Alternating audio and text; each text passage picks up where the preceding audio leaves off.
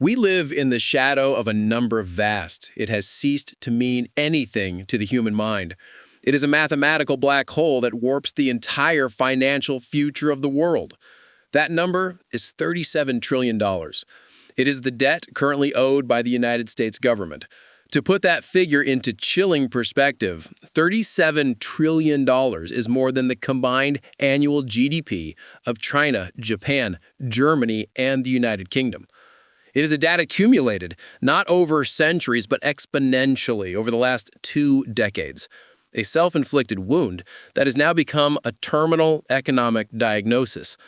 The debt-to-GDP ratio currently stands at over 132%, a level only surpassed once in American history during the immediate, desperate mobilization of World War II.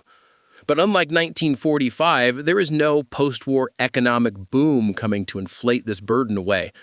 There is no mathematical model, no budget projection, and no honest economist who can look at that number and the $1.2 trillion annual interest payment consuming more of the federal budget than the entire defense apparatus and conclude that this debt will ever be paid back in real, honest dollars. The political facade tells you one thing, that we can tax our way out, that we can cut spending enough, or that we can grow our way out of this abyss. They're lying. They're running the numbers, and they know the truth. The debt is mathematically unpayable. And here is the secret they are executing right now. They are not planning to pay it. They are planning to erase it. Not through a chaotic default that destroys their global standing, not through painful austerity that costs them power, but through something far more sophisticated, far more strategic, and entirely invisible to the average citizen. The calculated, strategic, and legal theft of purchasing power. They are preparing a monetary reset, and the mechanism they are using to justify this massive devaluation is the revaluation of 2 strategic assets, gold and Bitcoin. To understand the sheer audacity of this plan, you must first shed the misconception that government debt is like your mortgage. When you incur household debt, you're held hostage to the value of the currency. You must pay it back with real value, your labor, your income, your assets. If you owe $100, you must earn $100. But the sovereign government operates under a different set of physical laws. The government controls the unit of account. It is the sole issuer of the currency in which its debt is denominated. This gives it the ultimate tool, a power so absolute it is rarely spoken of in polite economic circles, the power of monetary devaluation.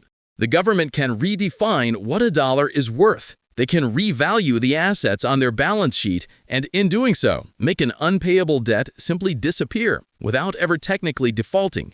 This is the monetary reset, and it is a historical pattern.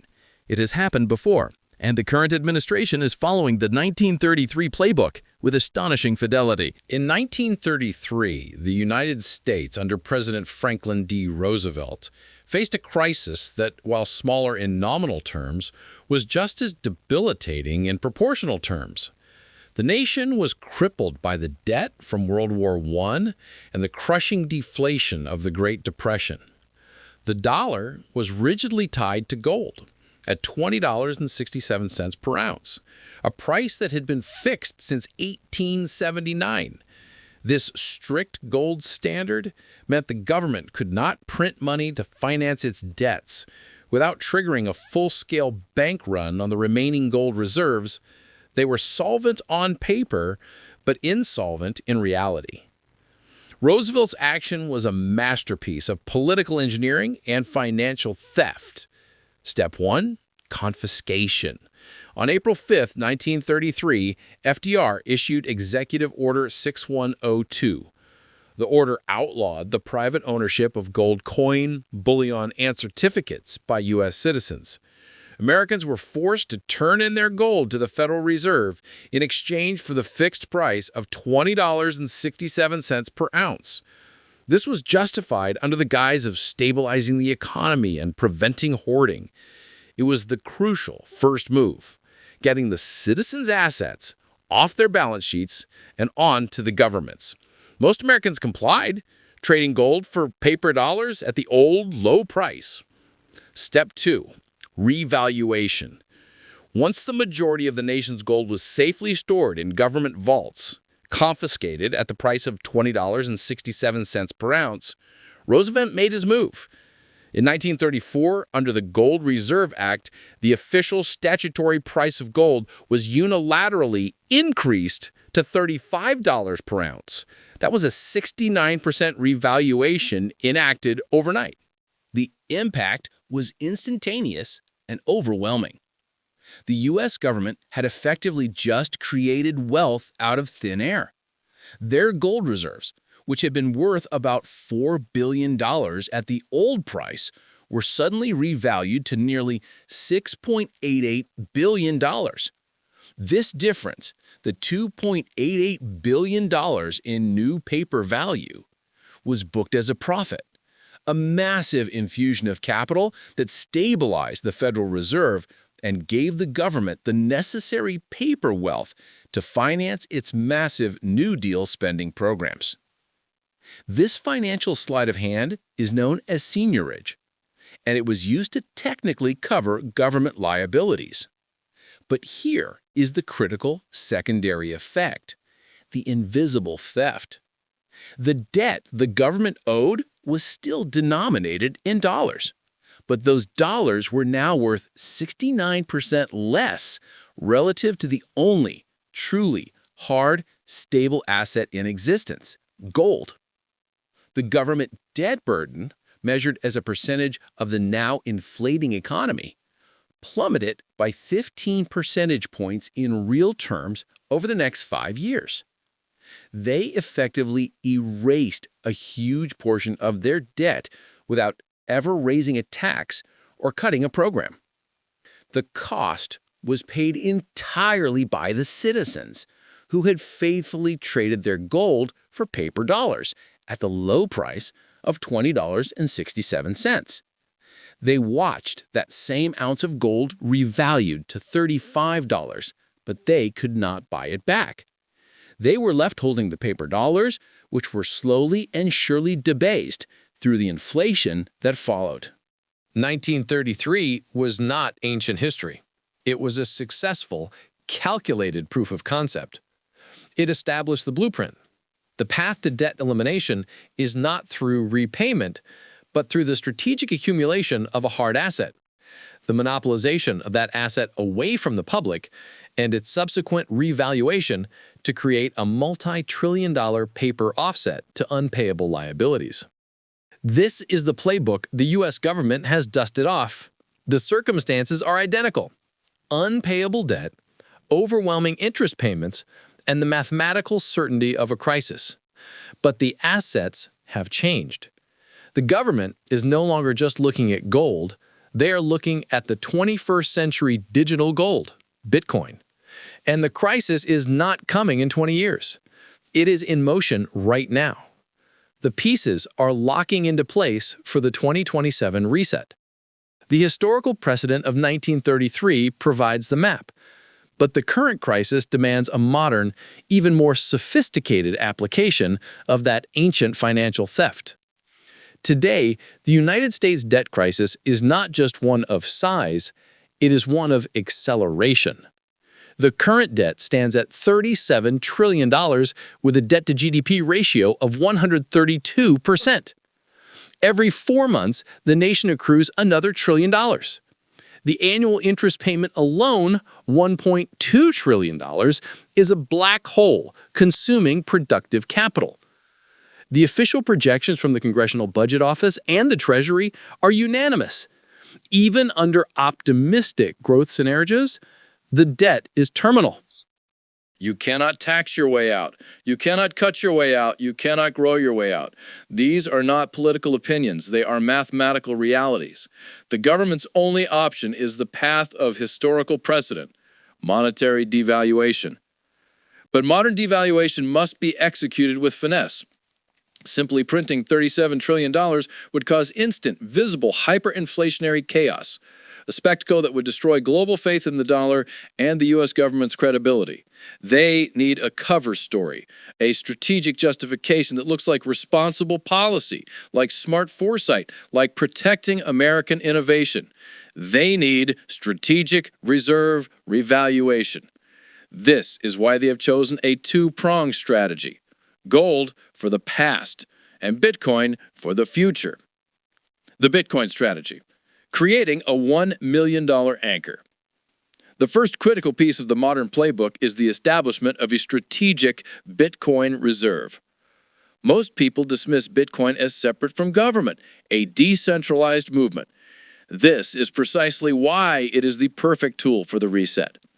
In January 2025, a critical step was taken. President Trump signed an executive order establishing the strategic Bitcoin reserve. The public justification was painted in the language of national security, positioning the U.S. as a leader in digital assets, ensuring America doesn't fall behind China, and protecting domestic innovation. That is the narrative.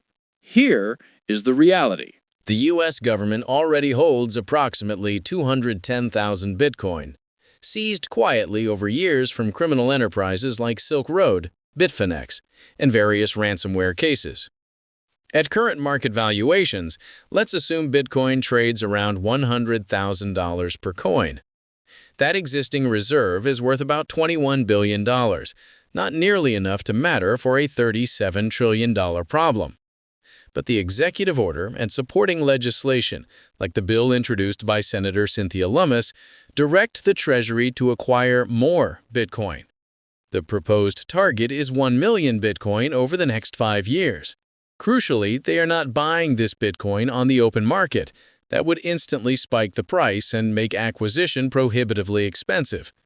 They are acquiring it through mechanisms that allow for quiet, off-market accumulation, seizures from ongoing criminal investigations, accepting crypto as payment for massive regulatory fines from major exchanges, and potentially even utilizing government-owned energy infrastructure for covert mining operations.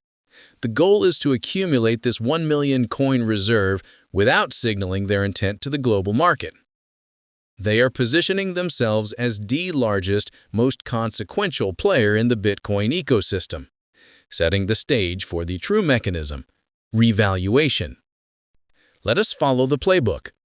By 2027, the U.S. government holds its 1 million Bitcoin acquired at an estimated average cost of perhaps $120,000 per coin, totaling $120 billion in acquisition cost. The market is unaware of the true size of this reserve. Then comes the announcement, framed as a measure of stabilizing the currency or providing backing for a future digital dollar. The U.S. Treasury declares that for the purposes of the official government balance sheet and strategic reserve valuation, Bitcoin will be priced not at the current market value of $100,000, but at $1 million per coin.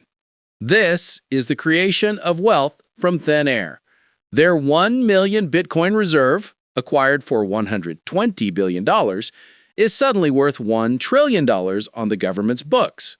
They have created a paper asset offset of $880 billion just by changing the accounting price. This newly created paper wealth can be used to technically offset liabilities on the balance sheet, dramatically improving the optics of the debt-to-GDP ratio and making the government look solvent.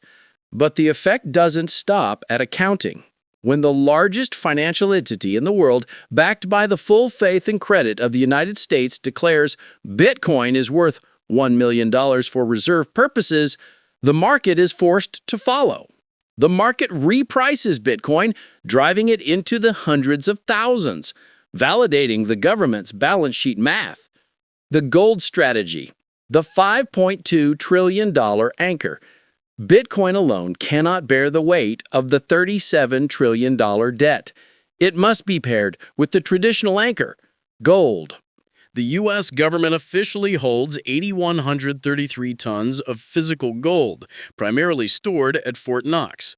This equates to about 261 million ounces.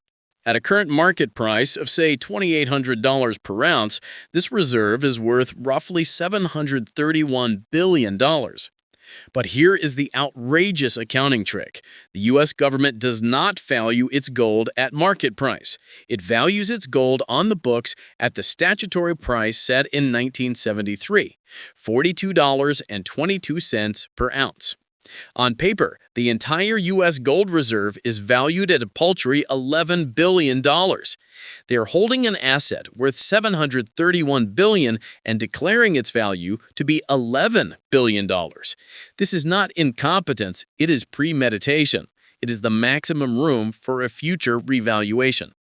The second part of the reset involves the government announcing a return to a partially gold-backed dollar, a policy sold as a conservative measure to restore, quote, sound money. However, this is merely the justification to enact the second enormous revaluation. The U.S. announces that for reserve and debt backing purposes, gold will be valued at $20,000 per ounce. This figure is engineered to make the math work. At $20,000 per ounce, the U.S. government's 261 million ounces of gold instantly become worth $5.2 trillion. Between the Bitcoin revaluation, $1 trillion, and the gold revaluation, $5.2 trillion, the U.S. government has, through two unilateral accounting decisions, created over $6.2 trillion in new balance sheet value out of thin air. This injection of paper assets dramatically improves the perceived solvency of the government, providing the political cover needed to survive the crisis phase. The invisible theft. This is where the monetary reset transitions from policy to personal catastrophe. The simultaneous revaluation of hard assets, gold to $20,000 and Bitcoin to $1 million, is not a sign of financial strength. It is the technical measure of the dollar's destruction. If gold, which you could buy for $2,800 today, is suddenly declared to be worth $20,000, the dollar has lost approximately 85% of its value relative to gold. If Bitcoin moves from $100,000 to $1 million, the dollar has lost 90% of its value relative to Bitcoin. The revaluation upward of strategic reserves is the devaluation downward of the currency itself. They are the same financial event viewed through two different lenses, the government's lens of solvency and the citizen's lens of purchasing power.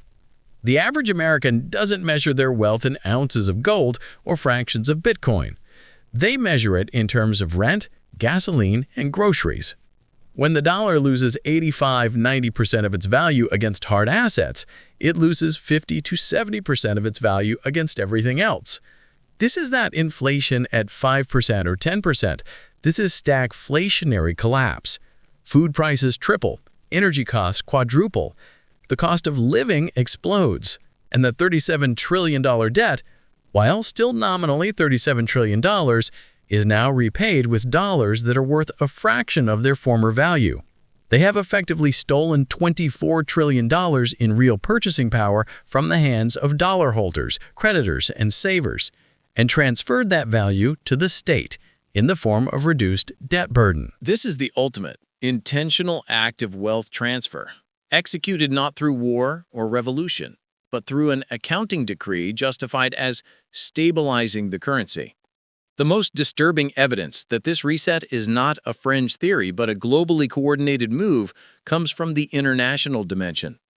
The BRICS nations, Brazil, Russia, India, China, South Africa, have spent the last decade systematically reducing their dollar exposure and accumulating gold at a record, ferocious pace. China officially holds over 2,300 tons, with analyst estimates suggesting the true figure is double that. Russia has been an aggressive buyer, and central banks globally bought over 2,000 tons of gold in 2022 and 2023 combined, the most aggressive accumulation since 1950. They are not buying gold because they are sentimental. They are buying gold because they see the exact same mathematical trajectory for the dollar that the U.S. Treasury sees. They know the reset is coming. When the U.S. revalues its gold to $20,000, it becomes a global repricing event. China's gold reserves, Russia's gold reserves, every nation's gold reserves are instantly multiplied in value. allowing them to erase their own dollar-denominated debts using the same mechanism. The U.S. is positioning itself to lead the collapse, but the global financial system is aligned for the exit. The pieces are moving, the policy framework is complete, and the timeline points to 2027. The mechanics of the $1 million Bitcoin and $20,000 gold revaluation are technical. The consequences are visceral and catastrophic.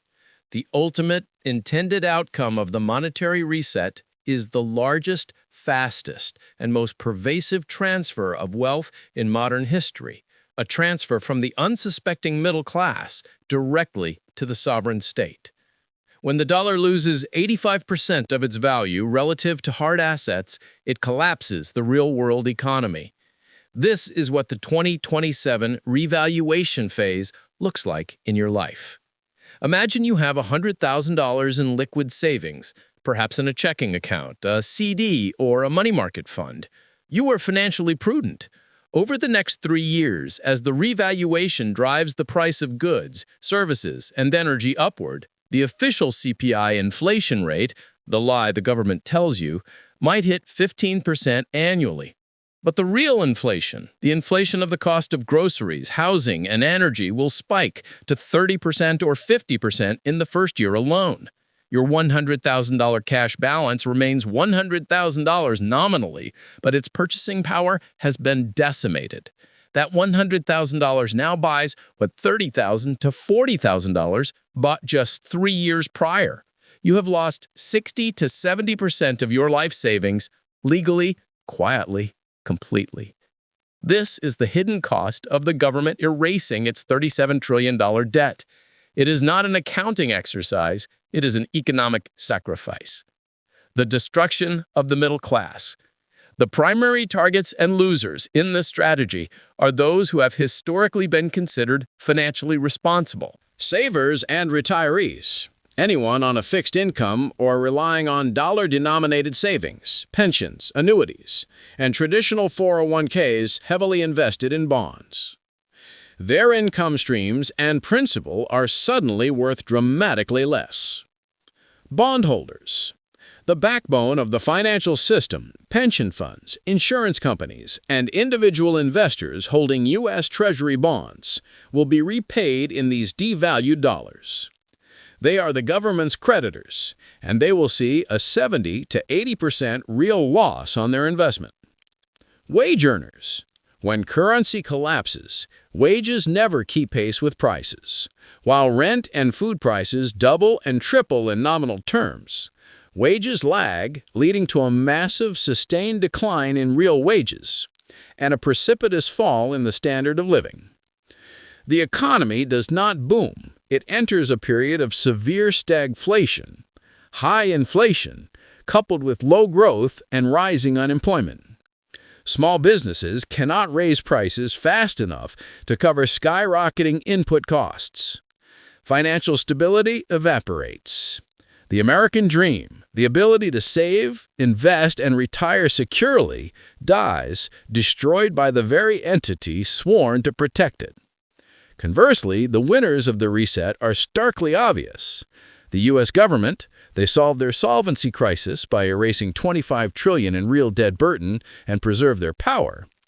Early hard asset holders, individuals who positioned themselves in physical gold, silver, and Bitcoin before the revaluation, will see their wealth not just preserved, but potentially multiplied in nominal dollar terms. Owners of productive real assets, land, infrastructure, income-producing real estate, and companies with pricing power, example, energy, commodities, these assets naturally inflate with the currency debasement, preserving wealth through the transition. This is not a conspiracy theory born from isolated speculation. This is the universal playbook of failed fiat currencies. The U.S. is merely employing more sophisticated language than its predecessors. Weimar Republic, 1920s, could not pay World War I reparations.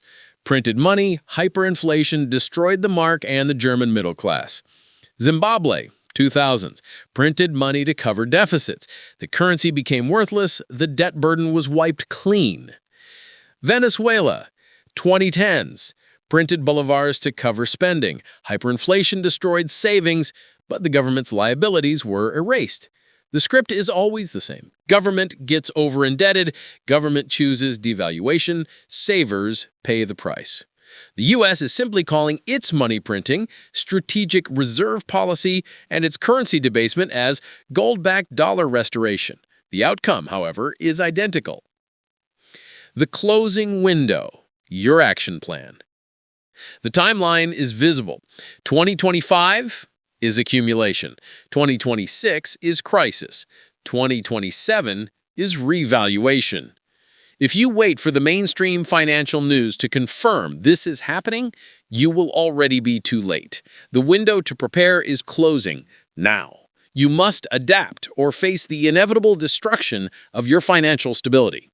Your action plan must be immediate, aggressive, and focused entirely on transferring your wealth out of dollar-denominated instruments and into hard, non-sovereign assets. 1. Eliminate exposure to dollar debt instruments. Bonds are death. Immediately liquidate any U.S. Treasury bonds, corporate bonds, or long-term fixed-income funds. These are claims on future dollars that will be destroyed in value. Move the proceeds now. Cash is fuel, not wealth. Minimize cash holdings. Keep only what is necessary for 3 to 6 months of absolute emergency expenses. Every excess dollar in a savings or checking account is being quietly taxed away by this looming debasement. 2.